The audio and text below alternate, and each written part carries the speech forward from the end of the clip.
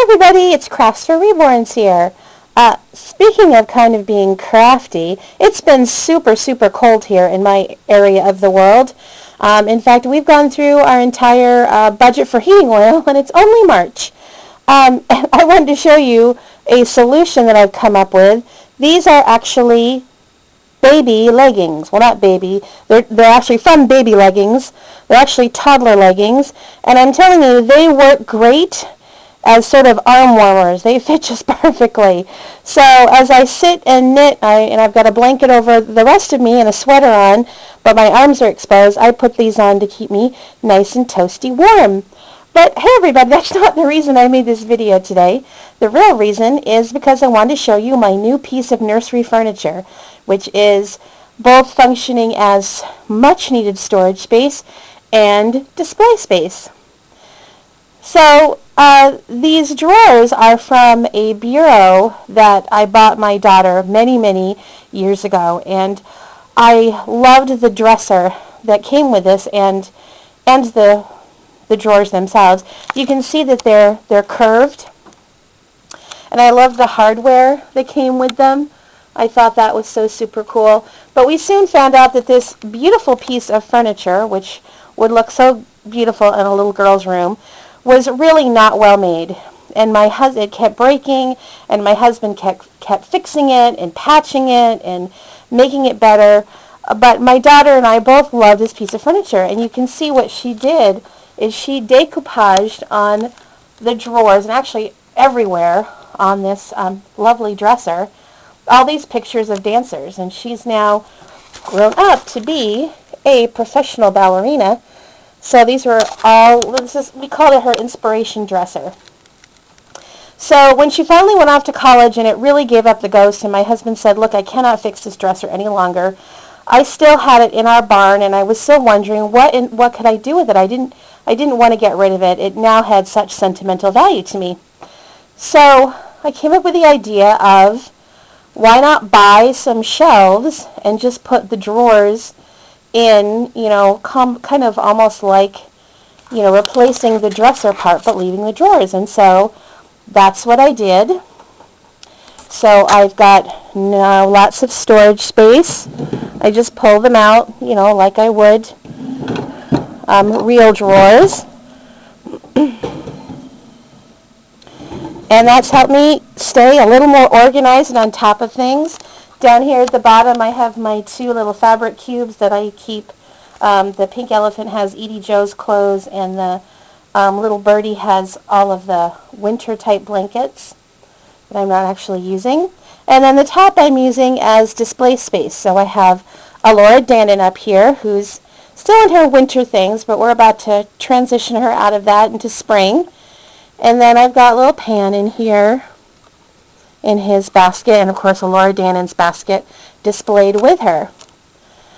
So this is an idea that you guys can use for storage space. This was pretty inexpensive and a nice size, although things are starting to get quite crowded here in the nursery with our new additions. And then I've got some of the dolls dressed already for St. Patrick's Day.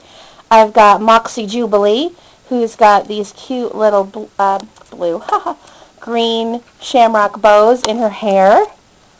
And she's got on her punk shirt and her punk sneakers. And then, of course, Ozma had to be dressed in green to get ready for St. Patrick's Day. And she's got her emerald green pacifier and those really cute little orange, white, and green bows in her hair, and she's got lovely red hair to set that off. So if you'll remember before in this space, we had this sort of a big brown thing. So I wanted to take a minute to actually show you. This was where Alora was, and this is where Pan was. I wanted to actually show you what's underneath before I take it up to our attic. This is actually my grandfather's World War I trunk, his kit, if you will, that he was given as a soldier in World War I. So I'm not sure if you can read it, because it's really dark. It says, Base Hospital number 126, company property. And this is really heavy, by the way. It's made of wood. And then up here on the top, which you can read, thank goodness, it says Sergeant Herbert A. Carroll. And this was his, and it's long since worn away. This was the address label that was on it. My grandfather has a really interesting story about World War I. He had his marching orders and was all prepared to ship out 3 separate times when influenza broke out in his unit. And so they were delayed. And the very last letter he had that they were ready to muster out and head to Europe actually ended up being Armistice Day, which was kind of cool. So he thought it was really, he wrote extensively home to his family about how disappointed he was that he woke up on the morning, ready to go to Europe and prove himself as a young man, and they announced it was Armistice Day. So, but it actually worked out in the end, because his job was as an orderly in a hospital that took care of men who had shell shock. And getting to know those men, and we call that post-traumatic stress today, of course. Getting to know those men really shaped his career. He ended up being a psychologist whose speciality was a sudden and acute mental illness in young people, which included post-traumatic stress disorder, and includes a lot of mental illnesses that seem to come on very suddenly in young adulthood, and that was his specialty. So I just wanted to show you what a World War I era trunk looked like. That's the last of the rope. There used to be rope on the side for you to pick it up. This is really heavy, by the way. I can't imagine, when they had to move around, what they did with this. But one of the things I'm very lucky is I have so many things from my family that have been passed down, really cool things like that. So other than that, I've also been up to a lot of crafting. I'm always doing several projects at once. I'm finishing up this purple infinity scarf. I just have to sew it together. It's all ready to go. And I just finished a little scrapbook that's just about my little fairy babies. So it's taking me a year to complete, because I wanted pictures of each of the fairies within their season of the year. So I just passed the 1-year anniversary of getting the last of them, which was Azure Rose. And that was the last picture that I took of her and all the snow that we've been having. That's our fence right there.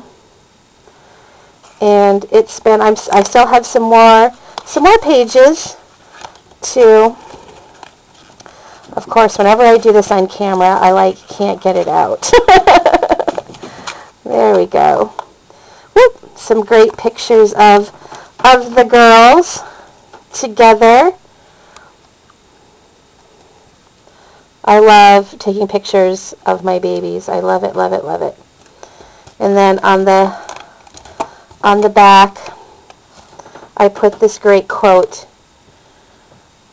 "The heart that loves is always young." And this was actually made out of a child's board book. So that's what I've been working on, guys. And I hope you enjoyed seeing some of the new things in the nursery. I'd love to see some comments. So if you want to leave any comments, that would be great. TTFN. Ta-ta for now.